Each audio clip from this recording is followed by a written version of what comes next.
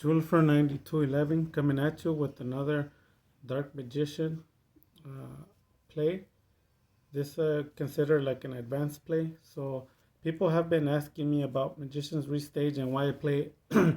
And they tell me how the card's worthless and I shouldn't play it, especially if I'm trying to say that my deck does really good. You can use any card that you want to play, actually. Everybody knows that. My question is always the results. Like, are the cards that you're playing giving you results or are they not? Because if they're not giving you results, it just means you like the card, but it sucks. A lot of reasons why I always say hand traps are trash is because they break. A hand trap just means one for one card. Like, he draws something, you discard the hand trap, but it goes vice versa. He can also say he negated your hand trap because he played it so that you got rid of your card. So that's called a one to one card, meaning one of his cards stops one of your cards. In Yu Gi Oh, that's not enough.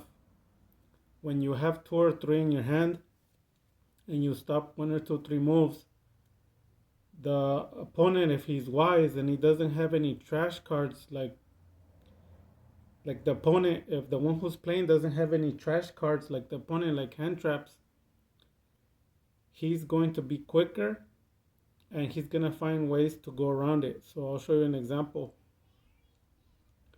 There was a play that I had, and I actually I had somewhat bricked, and all I had was Magician's Soul, and I had Magician's Restage. If you have any questions, I can show you the video so that you can see it yourself. So what I did was the other card I had was Public Knowledge, and this is what I did. I'll admit that I got lucky, but at the same time, I turned somewhat of a brick hand into uh, a full setup. And what had happened was I activated the effect, and I had more cards in my hand because it was my first hand, but it was somewhat bricky. And I usually discard the Dark Magician Girl. If you don't believe me, go see my duels. Some people like to discard the Dark Magician first. That's fine. I just like the Dark Magician Girl first because it's hard for me to get to her. I wouldn't say hard, but it takes longer time for me to get to her than Dark Magician. Dark Magician is the main deck, so there's multiple ways to bring him out. But the Dark Magician Girl, I usually use Magician Souls. So I dumped her, and then what I did was um, I special summoned the graveyards over here. I special summoned um, Magician Soul. So then what I did was I played Spellbook of Knowledge. Then I drew two, and I actually lucked out by drawing into a rod. Um, a rod, and believe it or not, like I said, if you want to see it, like if you doubt what I'm telling you is true, I'll show you the video so you can see where I did it. And a lot of people missed the play, like they asked me questions about it, but it was just so quick that you don't see it. Um, so from that, I drew into these out of luck. Sometimes I already have them, but since the hand was a little bricky, I didn't. So I got lucky and I drew into them.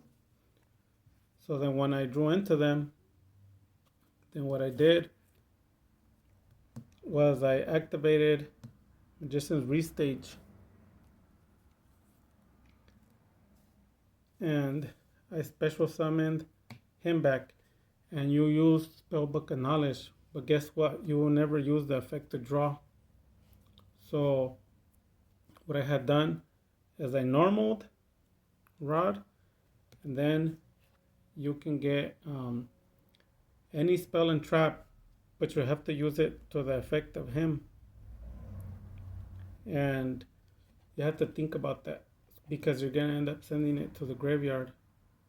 So you can either get another Soul Servant to stack it, um, or you could get anything else, but you have to remember um, you're searching for something particular. So sometimes people have told me, like, why do you get so many Soul Servants? You don't need, why do you do them multiple times? Because I'm trying to set up my board. I don't care about uh, what is thought, or I need the results, and I'll do whatever I need to do to get there. So even though I had another one, I drew it. So then basically I stack, and in this case, um, I would be able to get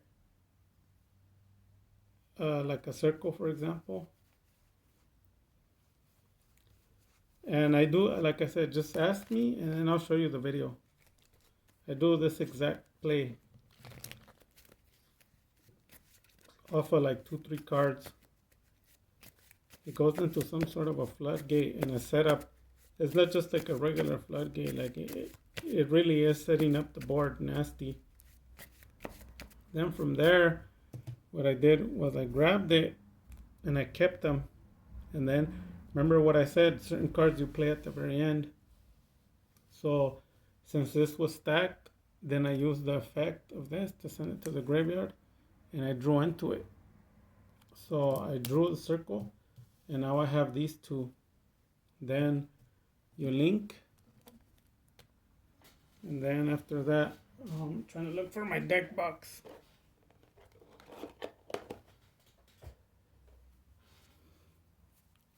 After that,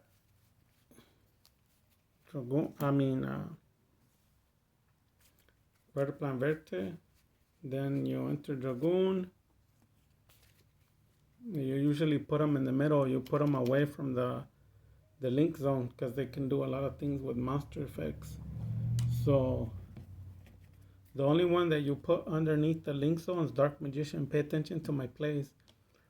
Dark Magician, every time you have an Eternal, what they do is their mind is multitasking. So you're setting them up for failure. You're hanging them. So you put a rope, a noose for him to get hanged. So you put the Dark Magician, they automatically go for a lot of cards against the Dark Magician, but it's a setup because Eternal is gonna prevent it. So other cards they play against them, they're burned. Every monster effects. Those are little tips and tricks for the advanced players. A lot of people are thinking like, I lost the duels. Well, how many times did you trick him? How many times did you make him burn cards? Because if you let him play all his cards correctly and you didn't burn anything, that's why you lost. So it's for the advanced players. Once you do that, you obviously dump the Dark Magician. You dump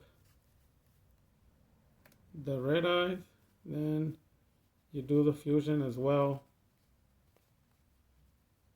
You do the Red Eyes fusion as well. And then you shuffle the deck. And it doesn't matter because you have the circle and the Eternal. So basically drawing whatever you want. Then you're going to go ahead and play it. Then you're going to chain it. And you're going to chain it to Salvation. And then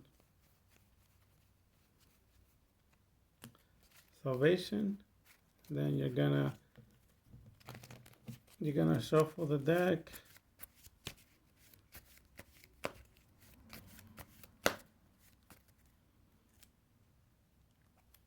And then the cards that are gonna come out on the top.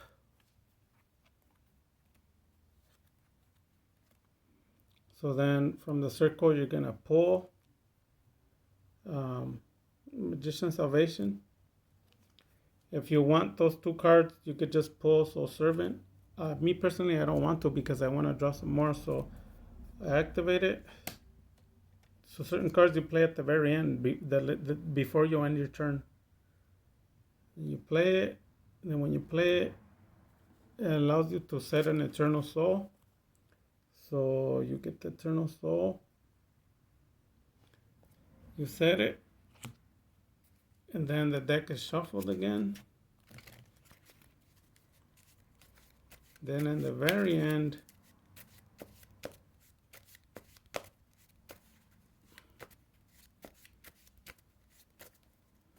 you get the deck, and you pull the 2 top cards.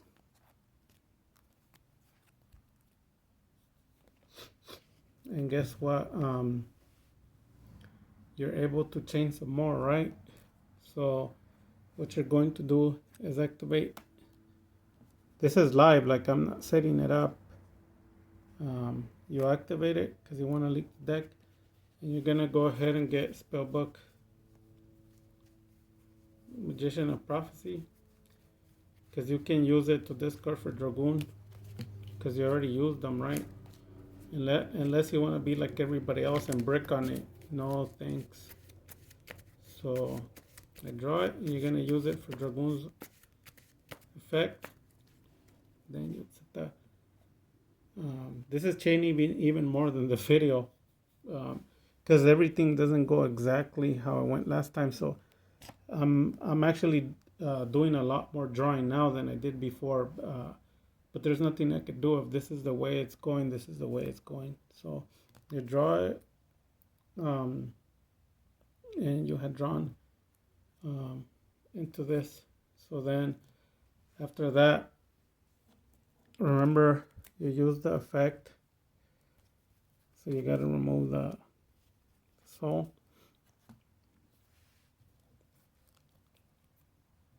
And then you just wait. This is your Omni Negate. And then you have Dragoon, Magician Salvation, Circle, Breeder Plant. You got a Dark Mission in the graveyard, and you have Set Eternal. And you discard Spellbook. I've been asked about him. Like sometimes I don't need him. Then just discard him with Dragoon. Here's the question: are you making Dragoon or not? Because if you're not making Dragoon, then you're probably not playing correctly. So if you hate him, you could just discard him. Someone could be like, well, I want to put another card. Well, you're still trapped in the same situation, because the other card you put is going to be here, this, which you're holding. So you're going to discard it anyway. So what's the point of complaining?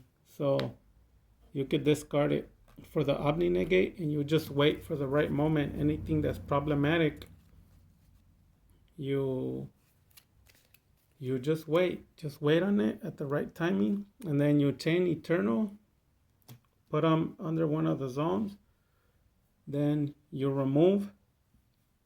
You can remove it, and then just get the rod, or you can use the effect of Magician Salvation first. But to be honest, yeah, it's in a sequence, so you're gonna have to skip it, because remember, when Dark Mission comes out, you gotta use Circle, and you could probably use Circle, banish, and then activate this effect to bring Dark Magician Girl. And when Dark Magician Girl comes, because of the effect of this, you can get Rod, so you can end up with Dark Magician Girl on the field. Or you could just skip the Salvation and just go Dark Magician, banish, chain, Rod, get the hand, and that's it. And if you don't want to discard Magicalized Fusion, you can always discard Rod, because it's going to come back to your hand. So you did two negations, but they have to count. Don't negate something that's not worth it. Don't try to negate something that they're just gonna change. A lot of people have Floodgates decks, so you have to banish the correct card and get Dark Mission to your hand. Obviously, my decks have Apprentice Illusion, so people try to attack. I wouldn't say a lot of games, but some games I win because I OTK them trying to attack my Dragoon or Dark Magician or even Dark Magician Girl. You can see the plays, and I just boost to 4, 5, 6, 7. I've done a lot. One time I discarded two two apprentice for like a rod for OTK or Dark Magician. You just relax and let's say they do a board wipe. They they're obviously gonna get rid of him. Then you're gonna draw.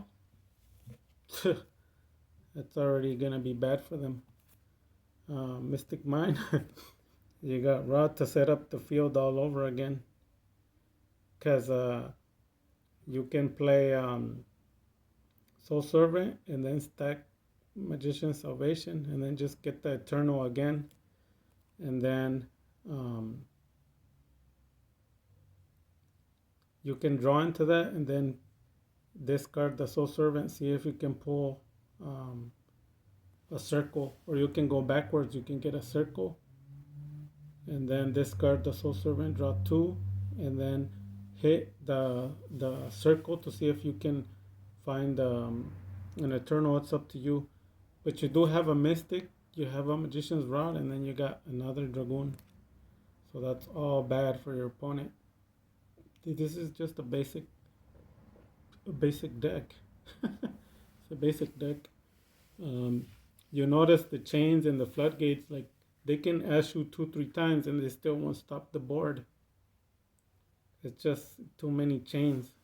It's similar to like a floodgate. And just in this turn, someone can argue with me, but let's look at all the cards that you played this turn. And we weren't trying to do like a draw. To draw, we're just chaining. It's not our fault. You got 1, 2, 3, 4, 5, 6, 7, 8, 9, 10, 11, 12, 13, 14, 15. Then you have 16, 17, 18, 19, and you minus 1 because we drew the Mystic. So it's 18. 18 cards and that you did in one turn. And somebody can argue like, no, all of that is fake. Well, look at the video from the beginning. I think I just had three or four cards.